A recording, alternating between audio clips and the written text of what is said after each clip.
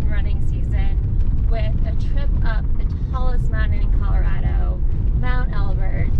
Definitely some more snow than usual this time of year, so that could be fun today, but I've heard that, you know, Mount Elbert's doable now, so we're going to give it a go. Yeah, and kick off the party of summer mountain running. Let's drink up, your death look like big fun. Come on, let's get it on, like that Marvin Gaye song. I'm stunning, you love it. Come on, give me something. I know that you. Alright, about to start. This is the heaviest my pack has been in a while. Always fun to adjust to mountain gear, but luckily I have my Camelback Zephyr pack. And for the first time in my entire life, I have a pack with a quiver for my trekking poles, which I am very excited about because it's always been a pain to carry trekking poles in the past. So very excited to try and test out the quiver today. Come on, give me something. The night is young and so are we. So maybe you should leave with me. The night is young and so are we, baby. The night is young, so let's have some Here we fun. go. Running uphill at 10,000 feet. So much fun.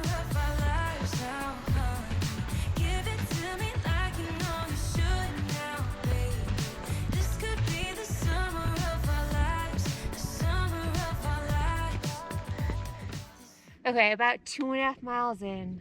So I brought, I believe, like 850 calories for this run. You know, and I know I could get away with a lot less, definitely done in the past, but it helps so much to fuel correctly, to feel better like throughout the run and finish strong, but also for like the upcoming days and even like the rest of the day. I'll feel so much better. My body will feel so much better, recover faster from this.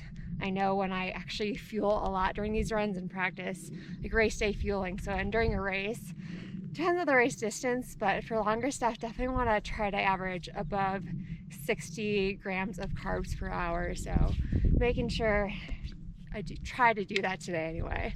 Keep forgetting to mention, I will give a hip update later in this video. Obviously, hiking up a 14er, which is a good sign, but people have been asking and I appreciate it, so give you a full update a little bit later in this video.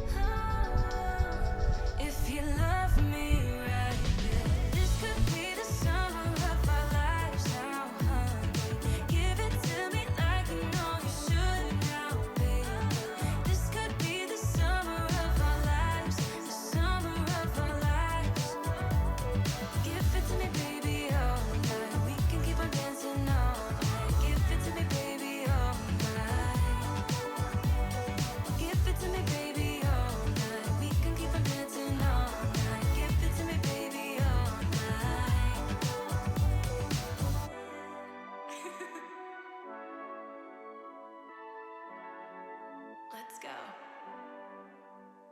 as promised, here is a little update on my hip. But just for a little recap, back in December, I got an x-ray and MRI on my hip, and it showed a hip impingement, a labral tear, a sports hernia, and some tears around my high or proximal hamstring. This diagnosis came after almost 3 years of just feeling like I couldn't get my left leg to work how I wanted it to. There was never any pain. I saw a lot of physical therapists and stuff like that.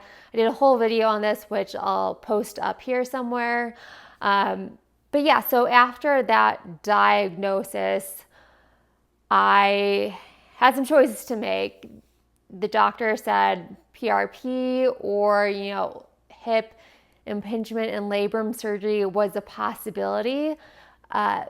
Thankfully, my doctor and her assistant both kind of said, like, a lot of surgeons at that hospital don't believe that labrum tears are the cause of any issues or even hip impingements. Some doctors there and surgeons there definitely do believe that, but not all do. And they were kind of on the side of not being sure. So they're also like, well, we know you've done a lot of physical therapy the past couple of years as you're trying to figure this out. You try it for a couple more months and also get PRP.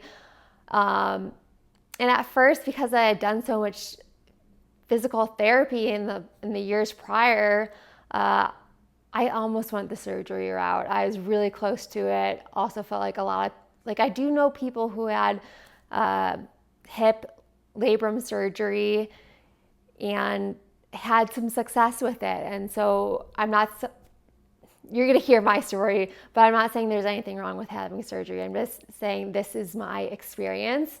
So my initial plan was just to see how 6 weeks of targeted physical therapy and PRP goes.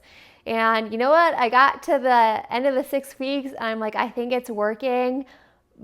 I still felt pretty off back then. I still felt like I had lack of control of my left leg, but I started feeling a little bit better. And so I'm like, okay, maybe I'll wait a couple more weeks. And it's kind of the same story a couple weeks later, where it's like, I think it's getting better. Still things don't feel right. Running still feels weird. I wasn't running that much, but I would run every couple of days. And eventually it was May, and suddenly I kind of felt like my posterior chain or some of my muscles back around my hamstring and glutes, they started to kick in again. And I started to feel more symmetry between legs, which was great. And so I was kind of like, okay, it took a lot more patience than I expected. But now what I can say is that I think my hamstring tears were the root cause. And I think it's possible that my body just decided to shut certain muscles off to try to protect itself, and that's why I felt a loss of control in my left leg. I don't feel like loss of control is totally the right wording. This whole thing was so weird, which is why, I'm sure a lot of people are thinking, how did you not know you had all these issues? And again, it's because I didn't have any pain. But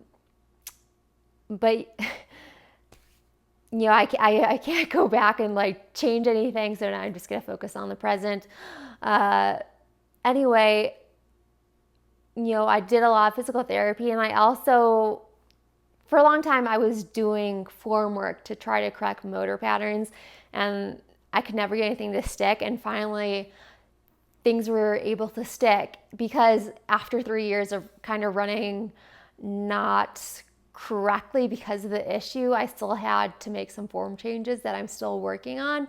Specifically, so everything's on my left leg, I had to think about really landing with my heel beneath my hip instead of wanting to land with my leg out to the side. I don't know, the heel underneath the hip cue worked the best for me.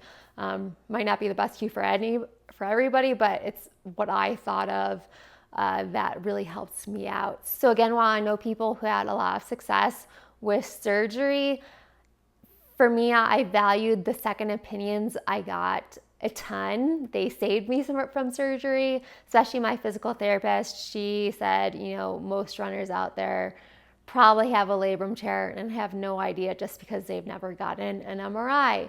I also appreciated the content put out by the YouTube channel Upright Health.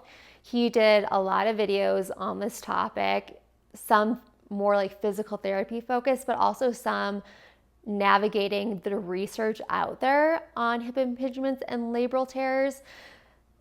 And this is good. I could get sidetracked on this, but I'll try to stay on topic. So whenever somebody presents you with a research paper and you're like, look at this, this is science, look at this research. Well, your first question should be, but is it good science? And that's why I appreciate the Upright Health channel. He went over, he's gone over a few studies on this topic and pointing out what's good and what's not okay with these studies, what is very misleading with some of these studies on surgery. I'm hoping to race soon. I don't want to push myself too soon. I have been trying to be pretty smart about this, but maybe I'll jump into some mountain races this summer. There's one in a few weeks that I feel like I'm almost ready for, but I'm not positive, but it sounds like fun, so maybe it doesn't matter if I'm 100% ready. So I'm just kind of playing around with that right now. But you know, the main thing for me right now, no matter what, is just to really listen to my body, listen to the subtle signs it gives me, and especially like my hamstring. I don't get this blaring pain signal, as I said. It just like, okay, I'm tired. You need to listen to me so I can get stronger. And it's hard to do, especially when it's summer, especially I'm a highly motivated person. But the more I listen to my body, the stronger and faster I feel, which is amazing. So that's my hip update right now. I do want to thank Camelback again really quickly for the cool pack you saw earlier in this video and for sponsoring some of my content. You know, YouTube, it's very time consuming, and so I know some people get really annoyed with sponsors and ads, but I truly appreciate their support. It really helps me out a lot. It makes me be able to make time for videos like this. So I really truly appreciate Camelback for help sponsoring this video. And set some intentions for this summer. How do you want your summer to look like? How do you want to feel this summer? And then align with it. Thank you so much for being here. I'm your coach, Sandy Nightpaver. Until next time, keep running wild.